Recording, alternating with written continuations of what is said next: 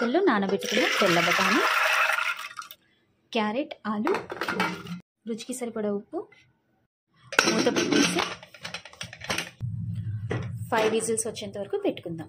Stove on చేసుకొని high ఫ్లేమ్లో ఒక వెసల్లో ఆయిల్, కొత్తిమీర, కరివేపాకు, పచ్చిమిర్చి, అల్లం వెల్లుల్లి పేస్ట్, జీలకర్ర వేసి లైట్గా సాటే చేసుకోవాలి. శనగ తరుకున్న ఉల్లిపాయ, క్యాప్సికమ్, టమాటో, రుచికి సరిపడా ఉప్పు ఇవి రెడీ అయిపోయాయి. దీని పప్పు గుత్తితో ఎనుపుకుందాము. మసాలాస్ యాడ్ చేద్దాం. జీరా పొడి, ధనియా పొడి, మిరియాల పొడి, ఆరిగాను, గరం మసాలా, పసుపు, కారం వేసి మిక్స్ చేద్దాం. ఉడికించిన ఆలు, క్యారెట్, బఠానీ పేస్ట్ వేసుకొని మిక్స్ చేసుకుందాం. వాటర్, లెమన్ జ్యూస్, ఘీ,